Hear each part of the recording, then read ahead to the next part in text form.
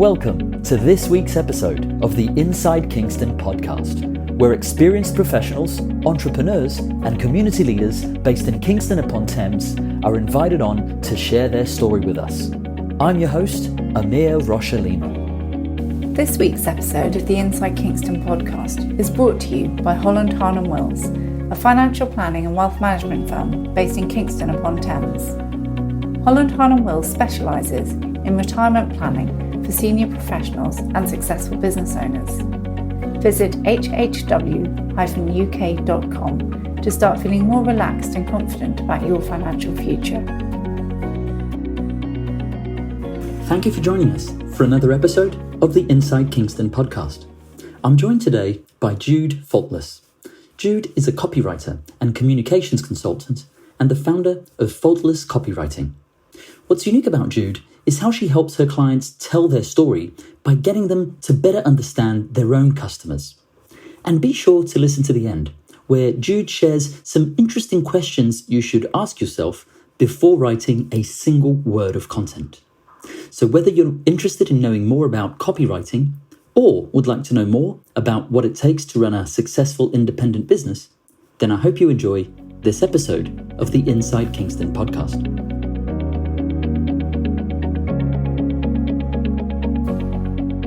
Welcome, Jude Faultless, to the Inside Kingston Podcast. Jude, I'm really excited about this conversation because not only do we share a passion for storytelling, but I also think you have a lot of expertise around copywriting and good content creation. And I'm sure that our listeners can learn a lot from your experience.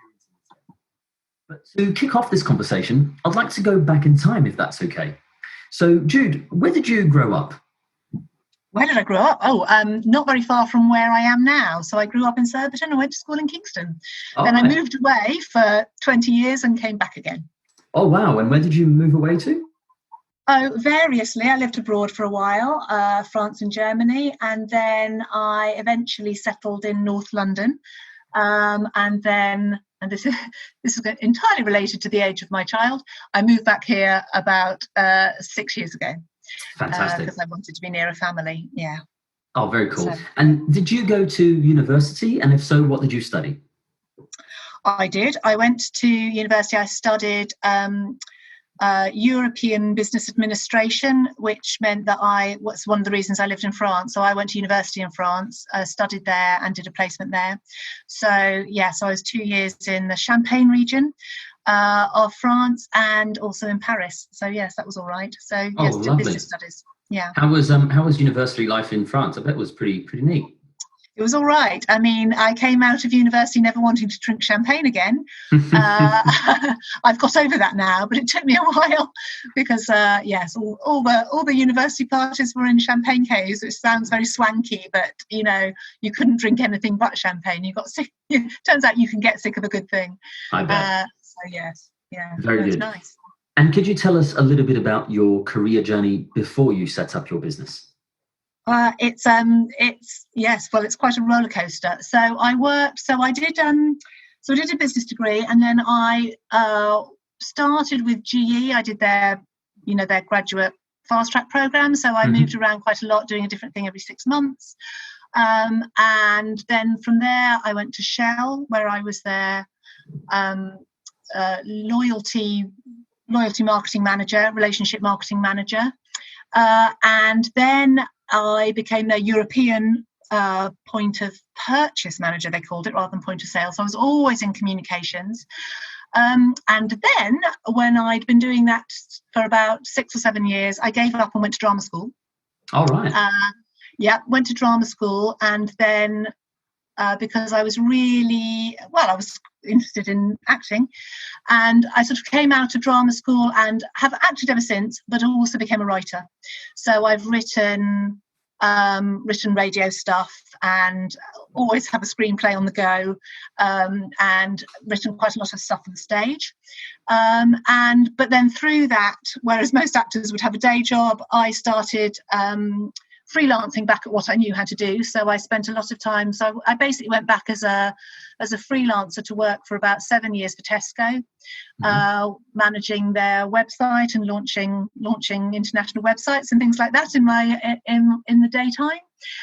So I did that for about 7 years, and then I started my business when I had a small child and decided I wanted to have the flexibility of being able to work from home, but also wanted to use all the skills that I've developed over the 20 years. So I've got really two sides to the whole thing, which is I've been a storyteller in terms of, literally writing shows for the stage, as well as the marketing communications experience over 20 years. So I bring both of those to the party. So when I was thinking, well, how am I going to juggle having a small child? And I thought, well, the thing I really care about is how we communicate. And the thing I have loads of experience in is how businesses communicate with their customers and how they do it well and how they do it badly. So that seemed to be the natural place to land when I started my business was, well, I'm going to use that for this business of Faultless Copywriting. Oh, that's really interesting, Jude. And there's quite a bit in there that I want to sort of discuss and elaborate on further in this conversation. Before I move on to talking about your business, I just want to see if you could speak a little bit more about this career journey that starts in the corporate world and eventually you set up your own business, so you become obviously independent. See, my career path is similar. We've had a few different people here on the podcast now whose career path is similar as well. And a lot of our listenership are sort of young university students. Could you talk about perhaps some of the advantages as you see, or disadvantages even, of getting all of that training in the corporate world, all of that exposure that you can get to different areas of the corporate world, and then using that in the future, now in your case, to become a really sort of expert independent business in what you do? Yeah, well, I think one of the things that helps me enormously now is having a really broad base of experience.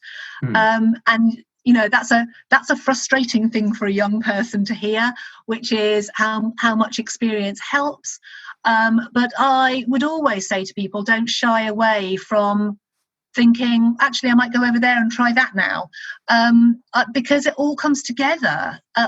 Certainly for me, it all came together in the end. Sometimes, I know certainly my family would look at me and go, well, why have you just got really good at that and now you've wandered off and gone and done something else entirely? And I think that is partly because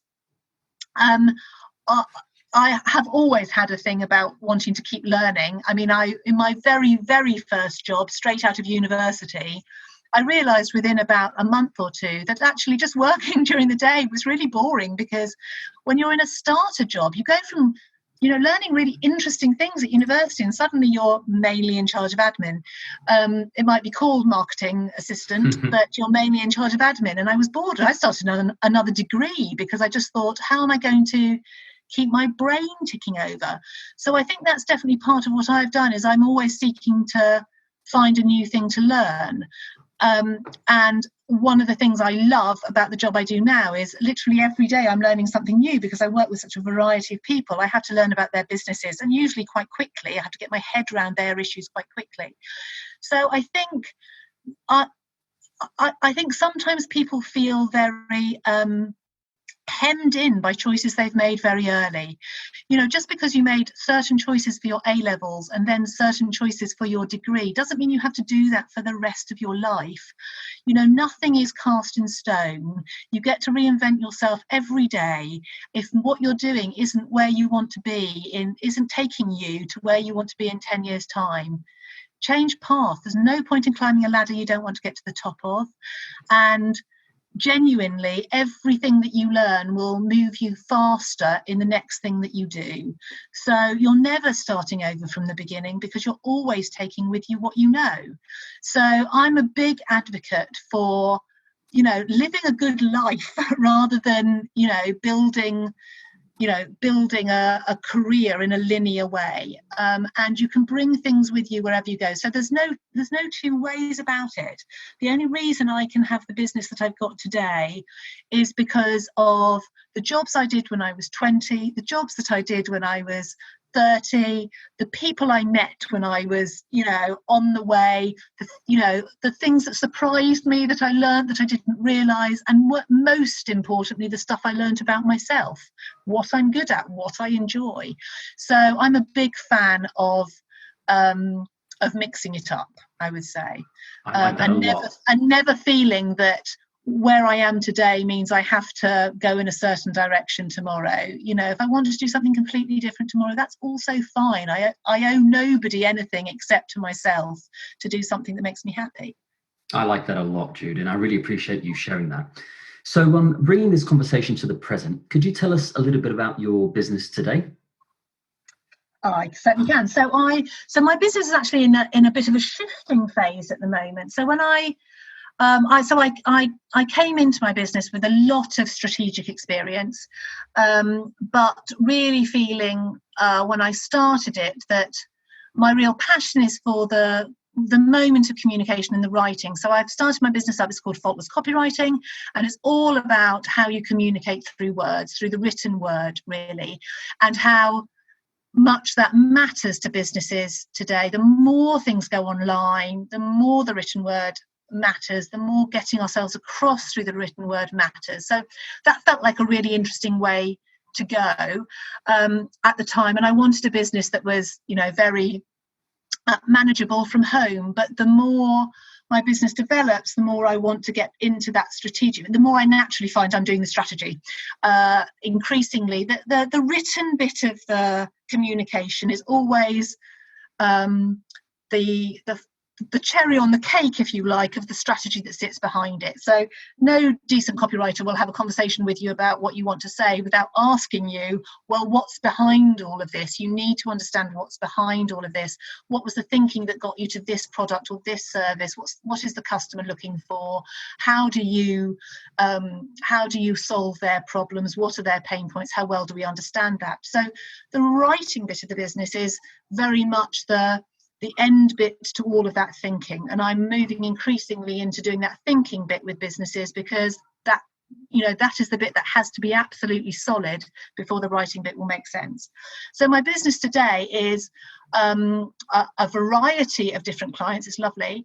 You're always talking about different subjects, whether you're talking with a small business about their website, or a much larger business about their communication strategy, or how they're going to, what content they're going to generate in order to deliver that communication strategy. So there's loads of variety in it, whether it's actually sitting down trying to actually write the words, or whether it's sitting discussing what is it that would make the difference to your customers and how do we get that across.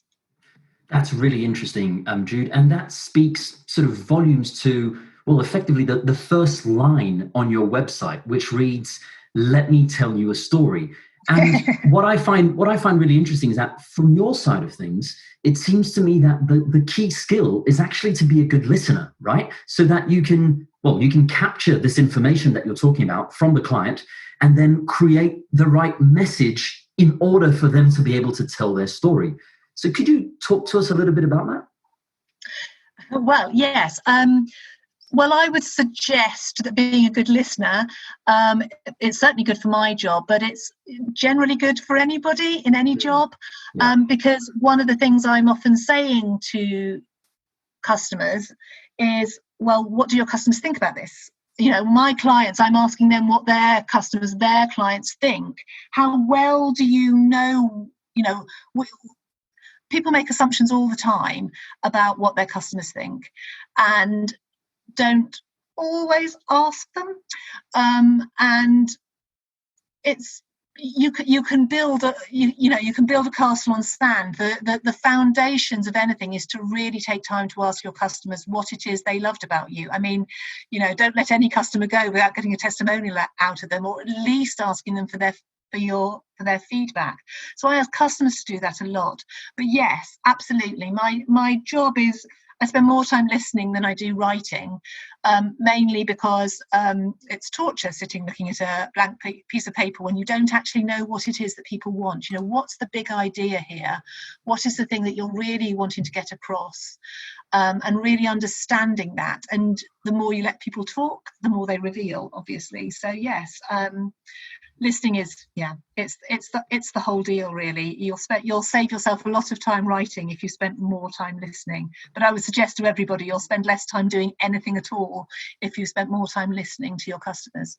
Absolutely. And I definitely second that. In fact, I couldn't stress how important being better listeners has been to the success of our business over, say, the last 5 years. We took an approach, about 5 years ago, Jude, where we started, as you said, just asking our customers what they think our value is in their lives, in managing their finances. And you wouldn't be surprised, of course, but we were at the time, to see that the majority of things the client thought were important were not the things that we were focusing on. And therefore, we slowly started focusing mainly on the things that our clients say are important to them. And the relationship we have with our clients, the referrals we've had for our clients have just changed, positively so.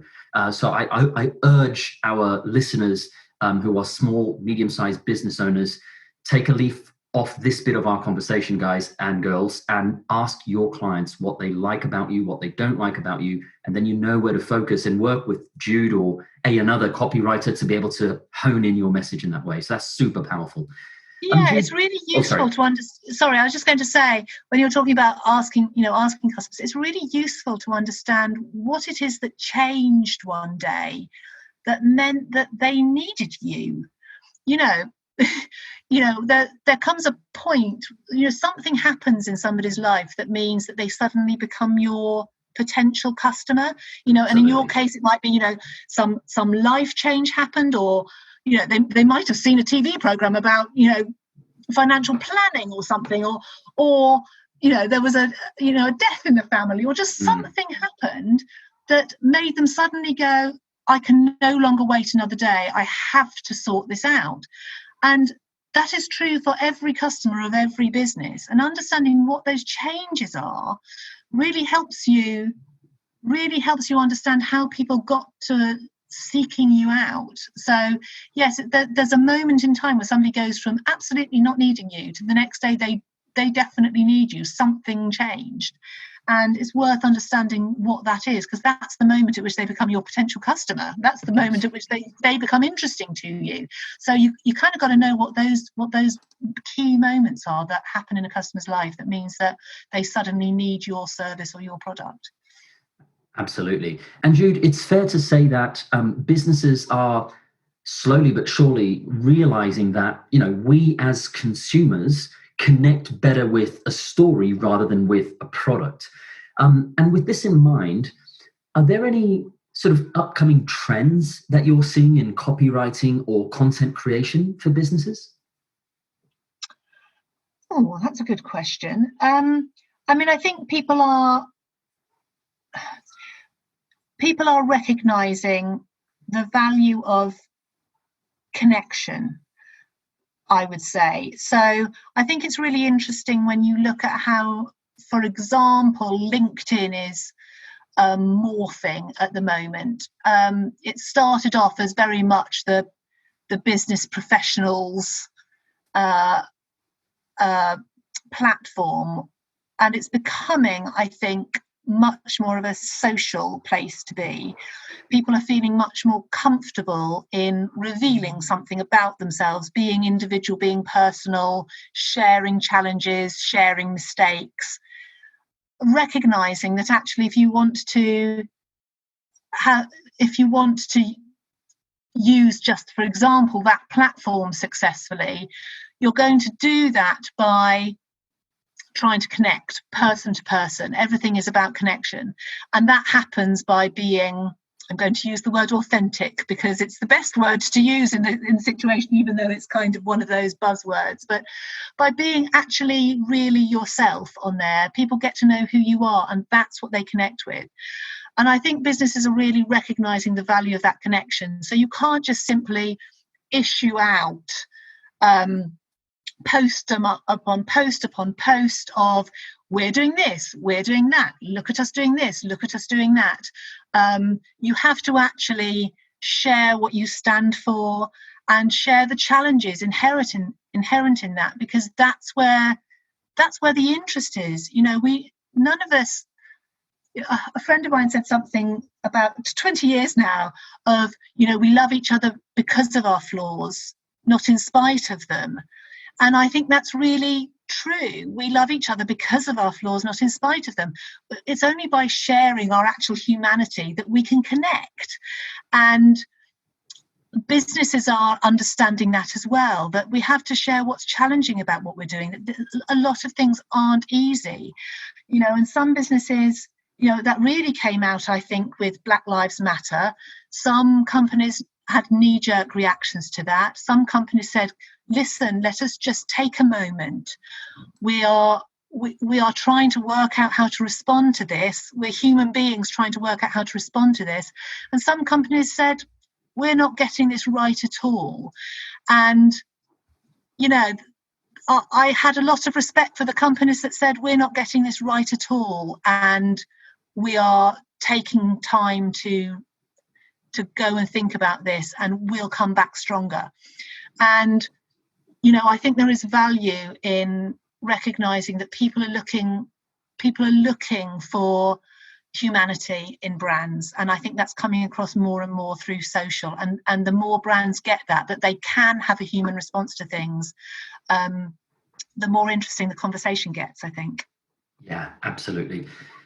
Jude, when you have a look at sort of the websites and the copy out there, especially from small and medium-sized businesses, what are some of the sort of most common mistakes that you see being made?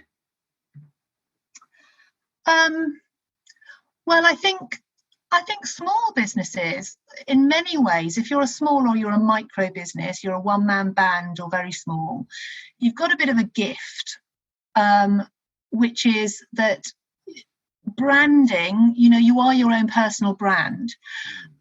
It's the sort of thing that multinational companies spend millions, if not billions, on trying to recreate, which is a personality and a brand. You think of the likes of, Apple through to Virgin or Shell or whoever. They spend a lot of money on having a brand that is a personality that they hope will connect with people.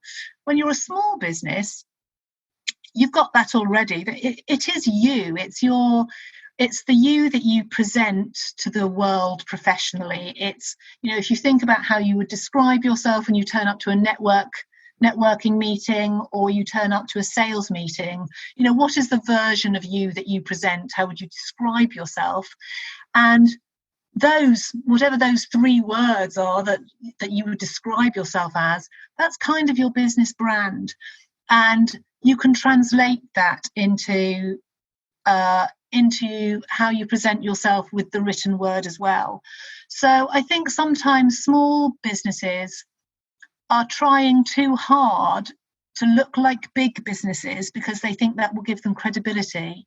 And in the process, they throw away what is so incredibly special about them, which is the personality of the owner of the business.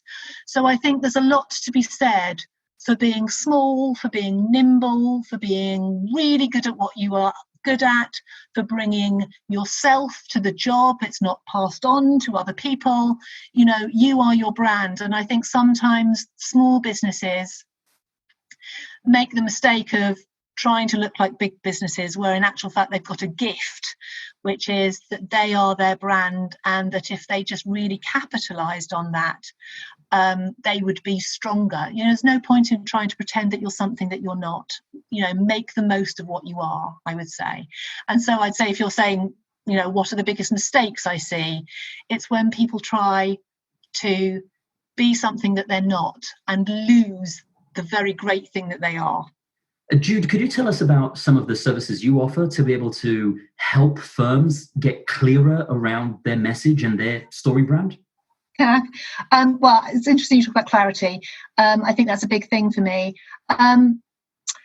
Yes, I mean, I think one of the reasons I've moved into the strategy side of the business, and one of the reasons I've moved into the training side of the business, is because I've been doing a lot of listening to my customers and what they need, and that has flagged up to me ways in which I have skills that I can share, and that can actually grow my business as well. So by listening to my customers, I've really spotted opportunities. Really, I was at one of those. The Chamber of Commerce actually runs a fantastic freelancers networking thing. You don't actually even need to be a member of the Chamber of Commerce to go to it. But it's basically a kind of get-together networking thing for small businesses, for freelancers and for micro businesses. Mm-hmm. And I love going to it because I meet other people who are in the same boat as me, but aren't necessarily in the same business. And to be honest, for the most part, we are not going to be each other's customers. It's not a great selling environment. I don't think it's a really good idea to go there and really try and sell your business, because most people are small businesses. They don't have huge budgets. And I came out of that one week and thought it's a real shame, because I really like going to it. I get a lot out of it personally, but I struggle to justify going there as a business, because most people aren't going to be able to afford my services particularly. And then I thought what a shame that was, because nearly every business in that room would really benefit from having somebody properly take them through what they needed to do from a communications point of view, from a content point of view, from a copywriting point of view. You know, it was a shame that nobody trained anybody in that, because that company would, the companies there would really benefit from it. And I have to say, it was about 15 minutes later when I suddenly thought, oh, I should do that. I should actually provide the training. And suddenly had that light bulb moment of, it is a shame nobody does that. I should do that. Because I know so many businesses that, as I've already said, really rely on the written word to promote their business, whether it's their website or whether it's their social media. And certainly social media is such a time drain for people. You know, you think you're going to sit there for 15 minutes and write a LinkedIn post or a tweet, and suddenly an hour later you're still looking at a blank page, or, you know, it takes a lot of time if people haven't done the whole planning bit beforehand, which takes no time at all. I mean, it really does take 2 to 3 hours to do the planning, and then you're sorted. And you know, the writing bit is something that people often feel quite fearful of, but actually there are tricks and tips you can learn. You can literally learn how to do it better. It's not always about having good grammar. It's about just knowing how to say what it is that you want to say. So one of my big things is, you know, how do you get your customers to be clear on their problems so that they choose you? And I just thought, yeah, I should be helping people get clear on their problems so that they can choose me. And one of the things about that is really sort of showing people how they can run their businesses better, cost effectively. So basically what I'm saying is I do these training courses now, which allows me to provide a service to a part of the business community that wasn't previously one of my clients. So, you know, it just opens up a whole extra area for me. And that's, you get there by, you know, it's hardly revolutionary to go, I should train people in this. But, you know, I hadn't thought to do it for 5 years and suddenly thought, oh, I should absolutely do that, because that's actually that's a way I can genuinely be helpful to businesses who can make a lot out of that. You know, I think that's transformative for a lot of businesses. It's probably one of the most useful ways I spend my time, because I can make a big difference to a lot of people's businesses just by, you know, offering up what I think is, you know, fairly easy to implement stuff. That's fantastic. Jude, what are some of the key business lessons that you've learned throughout your life? I very rarely distinguish between life lessons and business lessons. I think probably the thing I've learned most in the last, certainly since starting my business, is to make as few assumptions as I possibly can about anything at all. Nearly nothing has turned out how I expected it to. And when I think about some opportunities that I might have said no to because I couldn't see what value there would be in it for me, that have turned out to be simply life-changing opportunities for me, it sort of makes me feel a bit queasy, the things that I might have missed out on. So I suppose my biggest lesson is to say yes to just about every opportunity that comes your way and to never second guess it. I mean, having said that, if you want to not be overwhelmed by life, you have to say no to the things that are time wasting, but you work those out fairly quickly. But my biggest lesson has been to say yes to opportunity in the first instance and not to second guess it from the get-go. I've done work for people on very low budgets where I thought, well, I just think this might be interesting, so I'll do it, but this is not going to make me any money. To find out that years later, I'm still working with those people, on retainer at times for really very good money, that would never have happened if I hadn't taken a punt. And that it's just simply, the best lesson I can say for anybody starting a business is don't second guess where something might take you based on what you know about it today. Give everything a chance. And obviously the proviso with that is if somebody's wasting your time, stop working with them. We've all had those clients where somebody will take and take and take. You've got to stop working with those. But my business is built on me taking a punt on other people and them taking a punt on me, and us turning out to be really, really good news for each other. So that would be my biggest business lesson, but also, life lesson as well. You've got to take a punt on things. Absolutely. When you look back at your career journey to date, what are you most proud of? Variety, I would say. I'm really proud that I didn't take a linear route. I think I really like the fact that I draw on a very broad base of experience. I think that comes through in how I relate to people, or how well I understand their businesses, how well I can sit in their customer shoes. My job is to sit in a customer's shoes a lot of the time and say, what does your customer need to hear from you? And that comes from having experience of life and going a wiggly route, really.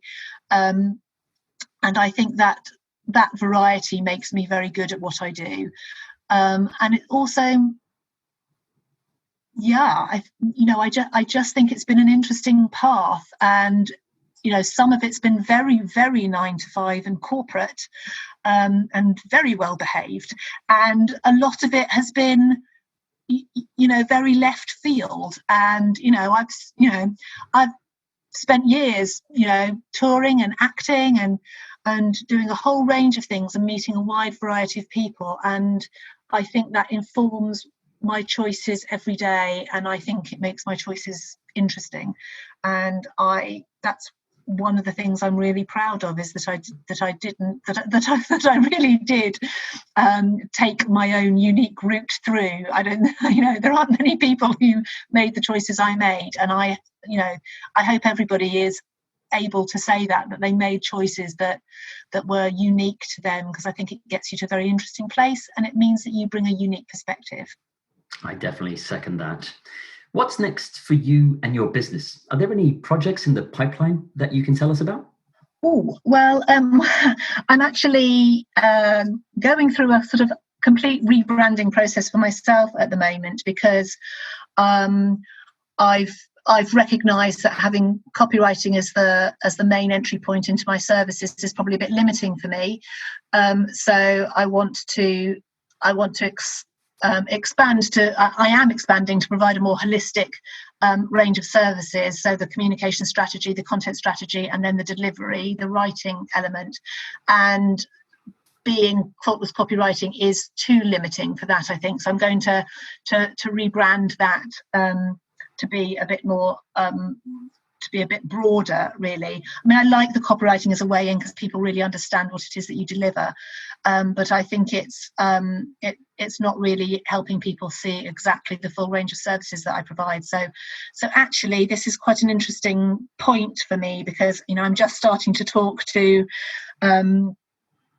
branding people about how I how I changed that, and I'm sort of having a real think about how I rethink my services, and how I identify, what customers need from me, and how, what their pain points are, and what the things are that happen in their lives that make them think I need her to help me, and rethinking how I present all of that, really. So yes, it's when you say what's next for me, hopefully quite an interesting change for me over the next 6 months in terms of how I present my business going forward. Exciting times ahead. Yeah, it's really nice, actually. It's really nice to kind of go, I've outgrown this, and I need, I need the business to reflect the fact that I've outgrown this, and that's quite nice to know. And that the clients that I've got are actually looking for something different to what I was originally selling, and I need to move with that, and capture that. So yes, it's really good. As we start to wrap up, I'd like to ask you a few quick fire questions that our listeners are always interested in. So Jude, what do you do to relax outside of the office? Oh, you're talking to a woman who's been trying to combine homeschooling and running a business for the past few months. So relaxation hasn't been high on the priority list. I love running, and I think the only reason my mental health is in any decent state at all is because I love running. As you would expect from somebody who loves the written word, I am a voracious reader, and then I like to sit in front of the TV and glaze over for half an hour every night, and just let somebody entertain me with a different story. Oh, very cool. And are there any books that you've recently read that you'd recommend to our listeners? I am in the middle of 3 different books at the same time. Oh wow! So yes, I'm not very good at just going through one book, finishing it, starting the next one. I'm at the moment. What am I reading? I'm reading Indistractable. So that is a book about controlling your attention span, so that you choose the life that you want rather than the life that everybody else distracts you into leading. So I'm hopeful that's going to help me focus on, what I want in the next 5 years, rather than, life is so full of distractions at the moment, from, social media, TV. We're just talking about what we do in our spare time. And, I want to get back to making sure that I achieve the things that I want to achieve, because I also have, other projects on, TV scripts and stage scripts that I want to get away and things like that, and everything calls on your time. So so that's the one. I'm also reading Airhead, which is Emily Maitlis's look behind the scenes at the stories behind the news stories, really, on Newsnight. That's really interesting. And the great thing about that sounds like an interesting book. It's all in really short chapters, so you can really just pick it up, read 3 pages, and you've read a whole story, and then you can put it down. So it's great. It's really pick up and put downable. Oh, and yes, so yeah, that's cool. What I'm reading at the moment. And are there any movies or TV shows that you've recently watched that you'd recommend to our listeners? Oh, I have just, this is shameful, I have just rewatched for, I think, about the 10th time, The West Wing. Because I must watch it. I'd like to say I watch it every 2 years. I think it's getting closer to every year, just because it's heartwarming, and it's a world where, there are politicians that you can believe in. And at the moment, I find that quite a salve to the soul. It's also incredibly funny and just beautifully written. So I watch The West Wing regularly, and finished it about 3 weeks ago. So yes, that takes up about 3 months of my year. I watched that, and I'm also rewatching Modern Family because it's funny. It makes me laugh. It's a great show. Yeah. Finally, where can people go to find out more about you and your business? I'm generally pretty easy to find, because Jude Faultless is a very unusual name, so I'm incredibly Googleable. I don't think anybody else in the world has the name, which is quite a thing to say. So my website is faultlesscopywriting.co.uk. Although stand back and wait for the rebrand. I'm on LinkedIn as Jude Faultless. And you can email me at jude@faultlesscopywriting.co.uk. Excellent. And for the benefit of our listeners, I'll make sure I add these resources to the show notes. That Jude, would be fantastic. Yeah. Jude, thank you for joining us here on the Inside Kingston podcast. It's been a pleasure getting to know your story. Thank you very much for having me. It's been lovely to talk about myself. That wraps up another episode of the Inside Kingston podcast. Make sure to check out our guests' website, pay them a visit, and help spread the word about what they're doing. If you have any questions or know someone who should be a guest on the show, please feel free to get in touch. I would also love it if you could go to iTunes and leave us a review and a 5-star rating. We work hard to bring on some great guests, and getting a review from you is one way to help the podcast rate well on iTunes so that others can find and enjoy the show too. Thanks for listening.